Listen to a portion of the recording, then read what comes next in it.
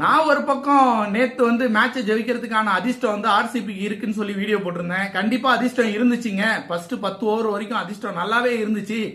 Opening நல்லாவே விளையாண்டாங்க. 1 down அதுக்கப்புறம் வந்தவங்க யாருமே மேட்சை கொண்டு போய் ஜெயிக்க வைக்கணும், நம்ம நிக்கணும், இன்னொருத்தர் ஆட வைக்கணும் அப்படிங்கிற அந்த கான்செப்டே இல்லைங்க. அவங்க லாஸ்டா ஸ்லோவா பால போட ஆரம்பிச்சிட்டாங்க.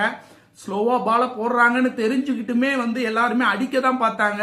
ஒரு 2 ரன்னா எடுத்திருந்தா ஓவருக்கு 12 ரன் மட்டும் தான் இருந்துச்சு. ஓவருக்கு 12 ரன்னுங்கிறதெல்லாம் பாத்தீங்க அப்படின்னா ஐபிஎல்ல ரொம்ப ரொம்ப சாதாரணமான ஒரு விஷயங்க.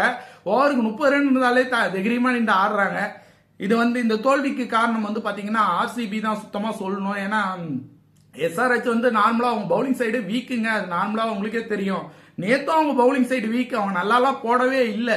இவங்க ஒழுங்கா விளையாடலைங்க, அதுதான் மேட்ரு.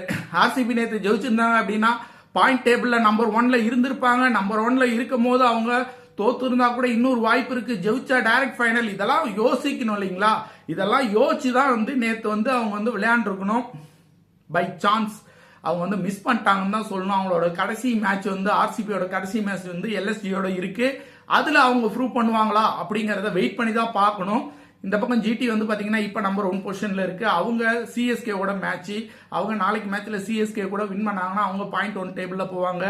ஆர்சிபி எல்எஸ்டியோட வின் பண்ணாங்கன்னா அவங்க செகண்ட் பொசிஷன் கூட போறதுக்கான வாய்ப்புகள் இருக்கு. அது நடக்குமா அப்படிங்கறதும் வெயிட் பண்ணி தான் பார்க்கணும். இந்த இடத்துல நீங்க தோல்வியை சந்திச்சீங்க அப்படின்னா பிளே ஆஃப்ல போய் உங்களுக்கு மிகப்பெரிய ஒரு தடுமாற்றமும் மிகப்பெரிய ஒரு ஏமாற்றமும் இருக்கும். அதனால உங்களுடைய பிளேயிங் 11ல இருக்கிறவங்களுக்கு மோட்டிவேஷன் பண்ணி ரொம்ப ஸ்ட்ராங்கா மேட்சை வின் பண்றது ரொம்ப ரொம்ப முக்கியம். அப்பதான் நீங்க கப் அடிக்க முடியும். ஆர்சிபி ஈசாலா கப் இந்த வருஷம் உங்களுது அப்படின்னா நீங்க கொஞ்சம் பொறுப்பா விளையாடுங்க. ஆர்சிபி